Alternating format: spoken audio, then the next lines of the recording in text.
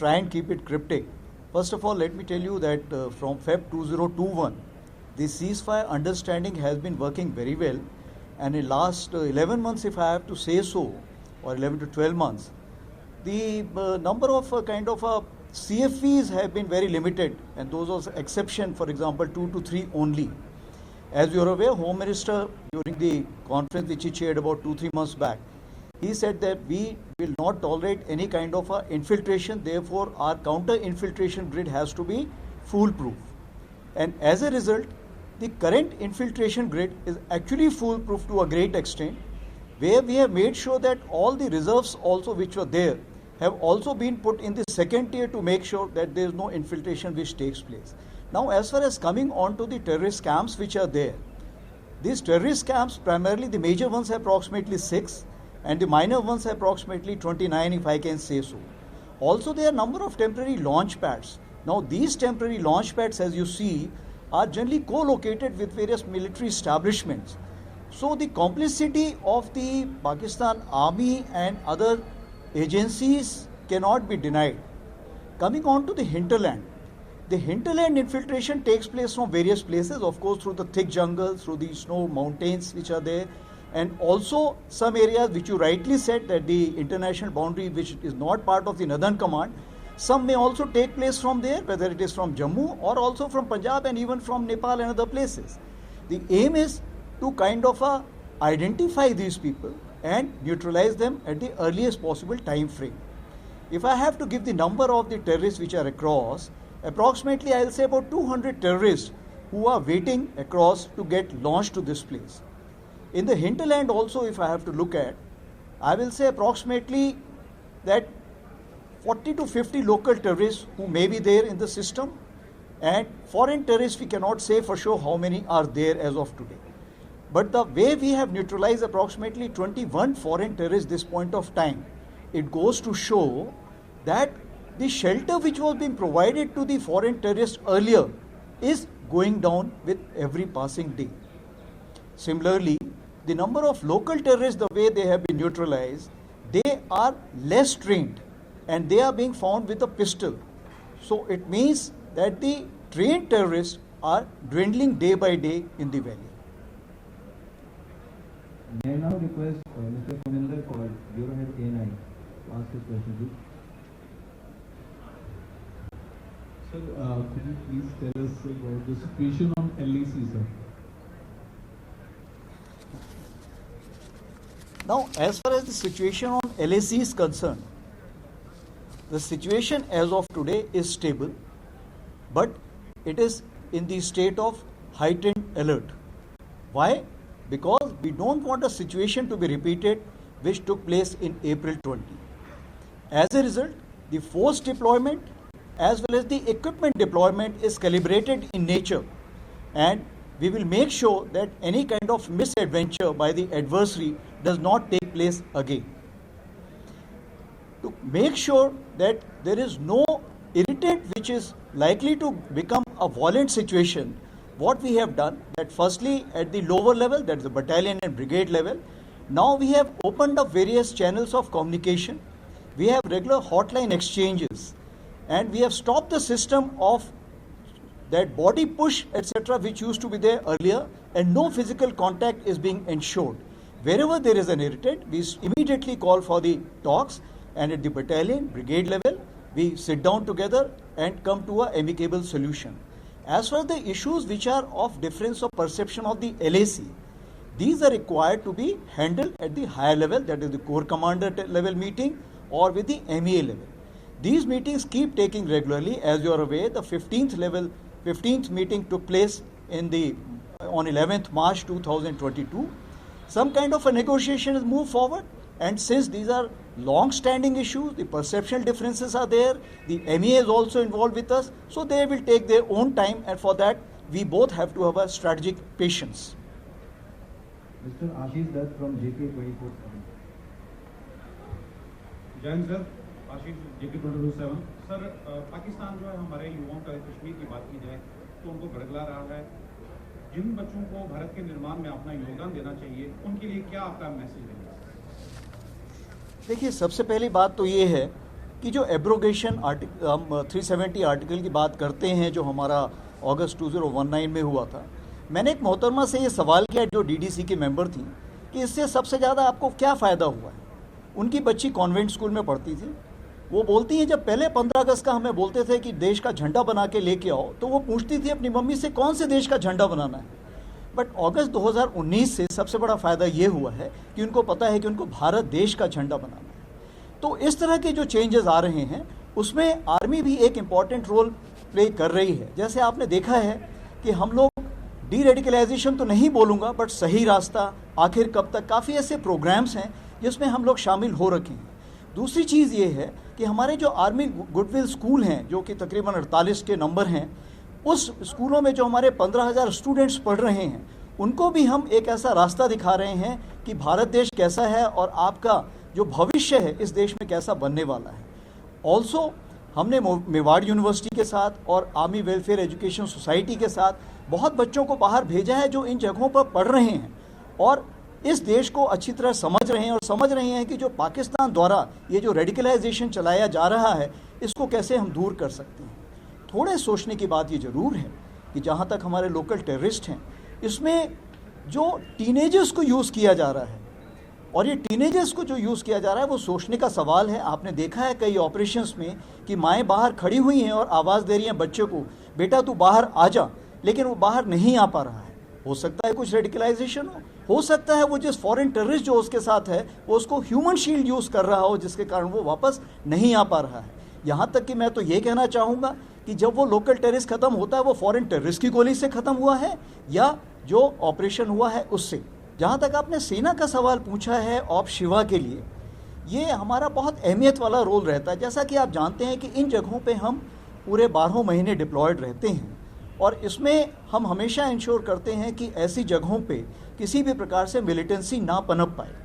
मैंने एलजी साहब से खुद मुलाकात की है इसके बारे में और बड़ी विस्तार में इसके बारे में चर्चा की है। हमारे जो कोर कमांडर साहब हैं जो अभी जा रहे हैं, पांडे साहब, या जो हमारे नए औजला साहब आ रहे हैं, उन्होंने भी एलजी साहब से और बाकी जो वहाँ पे महकमा है उनसे बड़े विस्तार में बात की है और बड़े हम लोगों ने स्टैंडर्ड ऑपरेटिंग प्रोसीजर्स इशू किए हुए हैं। और मैं आपको यकीन दिलाना चाहता हूँ सबसे पहले कि इस बार जो बताया गया है कि जो नफरी होगी, जो स्ट्रेंथ होगी, जो लोग आएंगे वो शायद दुगनी होगी जो कि हमारे बनस्पत 2019 में आई थी। अगर वो ऐसा है तो उसको मैनेजमेंट के लिए आर्मी को, सीएपीएफ को, पुलिस को और सिविल एडमिनिस्ट्रेशन को साथ में मिलना पड़ेगा और कुछ एनजीओज़ को भी आगे आने पड़ेगा हर जगहों पे, ताकि ये जो यात्रा हो वो बहुत सहूलियत से हो। जहाँ तक फ़ौज का काम है, हमने इंश्योर करना है, यकीन करना है कि किसी प्रकार की मिलिटेंट एक्शन उस पर ना हो पाए।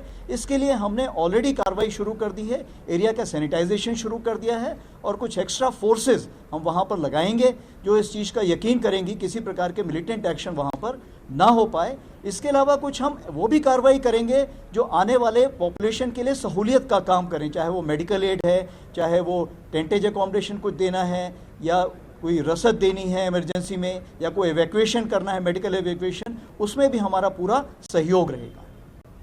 Mr. Dinakar Perry from the Hindi. Morning, General. Dinakar Perry with the Hindi. Mr. Mili. There's been a lot of technology induction acquisition in the last 2 years in the north, especially towards the LAC. And in the background of this symposium, can you give an overview of what has been the focus areas of technology induction? And give a picture of that. The specifics of what systems have been inducted. जो आपका सवाल है, क्योंकि पिछली बार सवाल में थोड़ी गड़बड़ी हुई थी इसलिए मैं दोबारा रिपीट करूंगा। आप ये चाह रहे हैं कि कैसा टेक्नोलॉजी इंडक्शन हमारा एलएसी के साथ हुआ है। अगर अब इसमें देखिए तो बहुत सारे पहलू होते हैं, जैसे कि कम्युनिकेशन होता है, फायर पावर होता है, प्रोटेक्शन होता है, मोबिलिटी होती है, इंटेंस सर्विलेंस होता है। उसी प्रकार से इंटीग्रेटेड सॉल्यूशंस होते हैं, चाहे वो सिक्योरिटी सॉल्यूशन हो otherwise.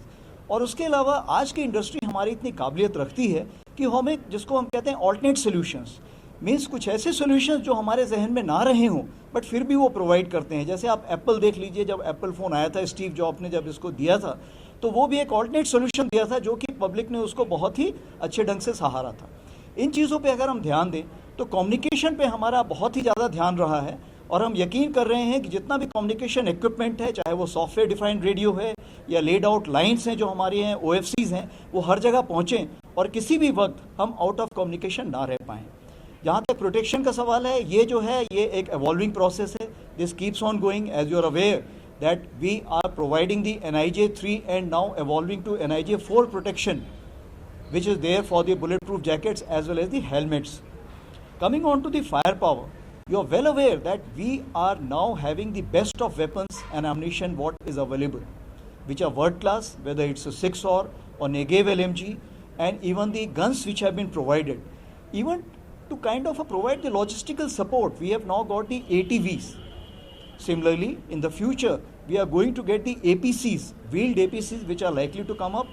And what I feel that the first induction would start by end of the next quarter, it should be there in that area. Now, it is the surveillance which is more important, which ensures that the prevention of conflict takes place. So, for that, the number of drones have been provided by the industry and also some kind of a confidential equipment which has been positioned there to make sure that the surveillance is taken care of, and the counter surveillance equipment is also being tried out of various places in the LAC and LC, and that is how we are making sure that all the 5 kind of benchmarks which I told you are being taken care of completely. Let me start with an anecdote. When Chinese were asked in 1991, what do you have to say about the French Revolution? And they said it is too early to comment on that. So, with the same analogy, I'll say as far as the line of actual control is concerned. Now, these are negotiations where the difference of perception have been there for long. So, earlier we used to say that Chinese have strategic patience, they are ready to wait. Now, the present India has come up a long way, and we also have strategic patience, and we are also ready to wait. It means we are now negotiating from the position of strength with the assertiveness and the law of fair play. Therefore, if we are ready for a negotiation, if it is prolonged, we are ready to wait. However, on ground, as far as the op preparedness, op readiness concerned, there will be no lapses that I can assure you. तो पहले सवाल के बारे में जैसा कि आपने देखा है कि ड्रोन टेक्नोलॉजी एक बहुत ही उम्दा टेक्नोलॉजी साबित हुई है सब लोगों के लिए. इसका आपने इस्तेमाल देखा है, चाहे वो इक्विपमेंट कैरी करने के लिए है, या ग्रेनेड कैरी करने के लिए है, या मिसाइल कैरी करने के लिए है, या लॉजिस्टिक सपोर्ट के लिए है, या मेडिसिन कैरी करने के लिए है. पाकिस्तान अपने सोच विचार में इसको गलत काम के लिए इस्तेमाल कर रहा है. इसीलिए आप देखेंगे IB या LC पे इससे वेपन्स गिराए जा रहे हैं. हमारी कोशिश ये है कि जितना भी हम ऑब्जर्वेशन कर सकें, ऑब्जर्व करके इस वेपन को हम कैप्चर कर सकें और ड्रोन को गिरा सकें. हमें काफ़ी हद तक इसमें सक्सेस मिली है, बट सक्सेस जो हमें दिखी है वो पता है, जो नहीं दिखी है उसके बारे में आज के समय पर कहना कुछ कठिन होगा कि कितना सामान आ चुका है.